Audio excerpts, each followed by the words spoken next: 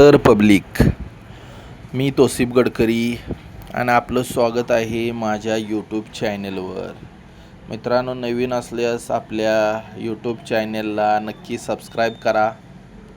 आज आपण घेऊन आलेलो आहे नवीन मुद्दा. गेल्या 10 ते 15 दिवसात महाराष्ट्राबरोबरच संपूर्ण भारतभर गाराचा पाऊस मोठ्या प्रमाणात झालेला आहे. अचानक एवढा मोठा बदलाव होणे हे एक नैसर्गिक संकट आहे किंवा निसर्गाची पूर्वसूचना आहे. कारण 2 दिवसात झालेला गाराचा पाऊस इतका भयानक होता की 1 किलोपर्यंत गारा पडण्याची नोंद झालेली आहे.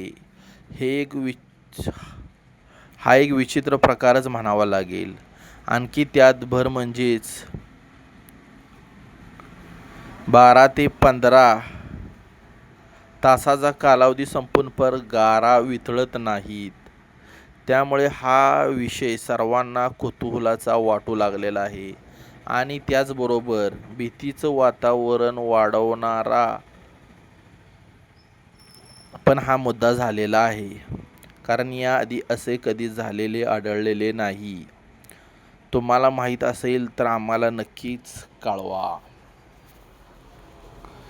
गाराचा पाऊस होण्याचे कारण समजून घेऊया मित्रांनो.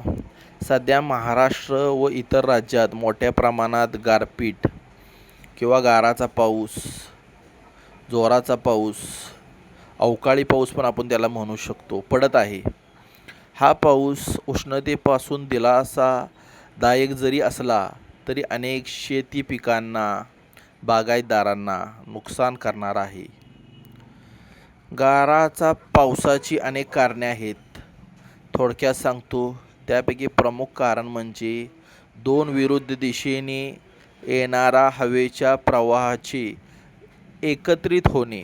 हॉट आणि कोल्ड, गरम आणि थंड हवा. जमिनीवर उष्णता जास्त झाल्याने तिथली हवा गरम होऊन उंचीवर जाते आणि हवेची पोकळी निर्माण होते, ज्याला आपण इंग्लिशमध्ये हीट वेव्ह, व्हॅक्यूम असेही म्हणू शकतो. अरबी समुद्राच्या पाण्यात मोठ्या प्रमाणात वाफ निर्माण होत आहे, जी थंड हवेच्या बाष्परूपात जमिनीकडे निर्माण झालेल्या हवेच्या पोकळीकडे प्रवाहित होते.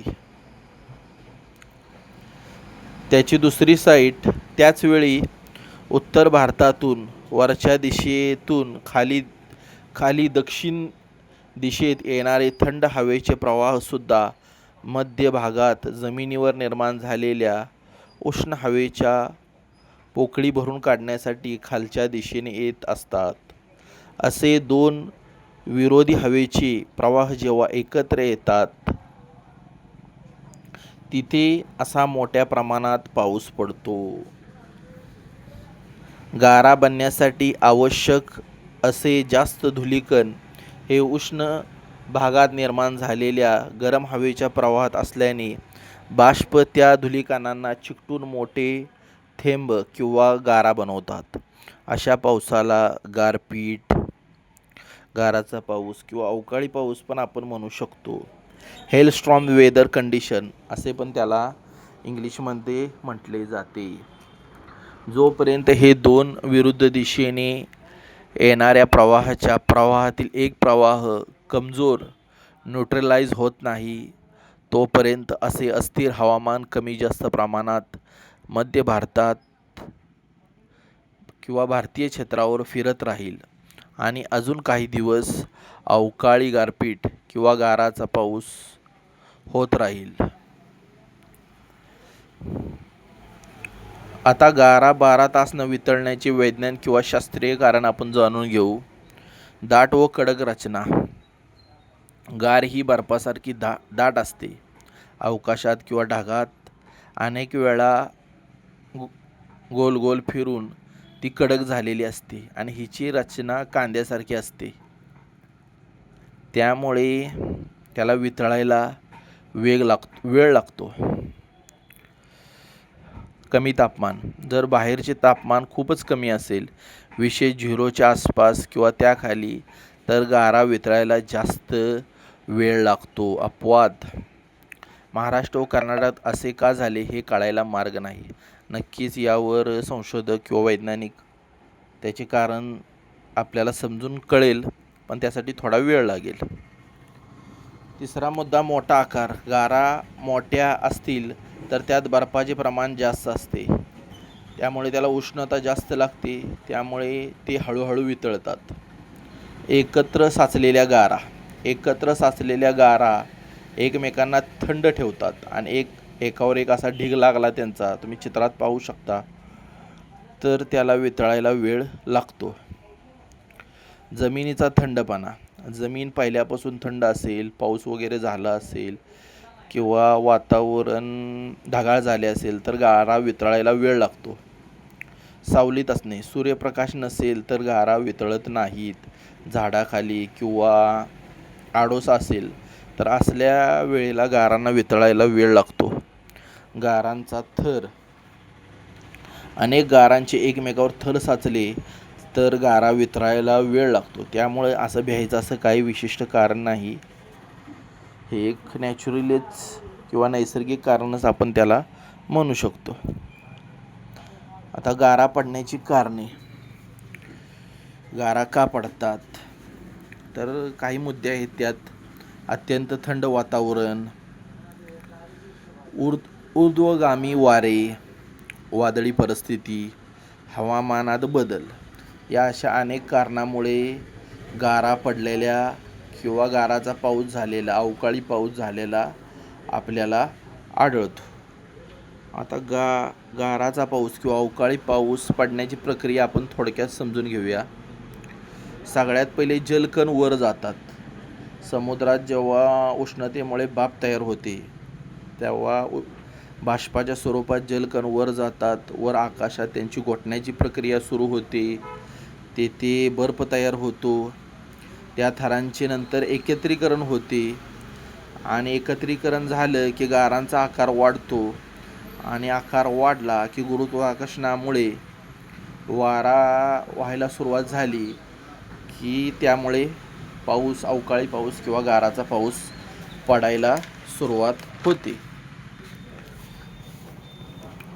आता ह्या गाराच्या पावसामुळे किंवा अवकाळी पावसामुळे शेतकऱ्यांना भरपूर असे नुकसान सोसावे लागते किंवा शेतकरी यामुळे खचून जाऊ शकतो. आता शेतीस होणारे नुकसान आपण पाहूया.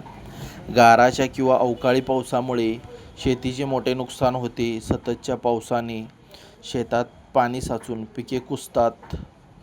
सोयाबीन, तूर, ऊस, कापूस, मका, ज्वारी यासारखी पिके जमीनदोस्त होतात. शेतात पाणी साचल्याने पिके कुजतात, जमिनीची धूप होते, तसेच कीड रोगाचा प्रादुर्भाव वाढतो, ज्यामुळे उत्पादनात मोठी घट होते. काढणीला आलेली पिके पाण्यात वाहून जातात, तर कापणी केलेली पीक ओले होऊन खराब होते. नक्कीच या शेतकऱ्यांचं नुकसान आहे, कारण एकतर सरकारची असलेली भूमिका आणि त्याचबरोबर निसर्गाचा प्रकोप, या दोन्ही गोष्टीमुळे आज आपला भारतातील किंवा महाराष्ट्रातील शेतकरी भरकटून जात आहे. खूप मोठे नुकसान आहे. खास करून आंब्याचं पीक असेल तर आंब्याच्या पिकाचं खूप मोठं नुकसान होतं, कारण गारा जाड असतात आणि त्या पडायला सुरुवात झाली की त्या आंब्याला जागोजागी फोडण्याचं आणि चिरा पाडण्याचं काम करतात. त्यामुळं आंब्या ह्या पिकाचं तसेच फळबागायत शेतीमधील पिकांचं भरपूर प्रमाणात नुकसान होतं. त्यानंतर ती जी फळपिके आहेत ती सडायला किंवा किडायला सुरुवात होते. त्यामुळे भरपूर असं नुकसान आहे. नक्कीच यातून सावरण्याचं बळ महाराष्ट्राबरोबर भारतातील सर्व शेतकऱ्यांना मिळो, हीच इथं देवापुढे प्रार्थना करतो.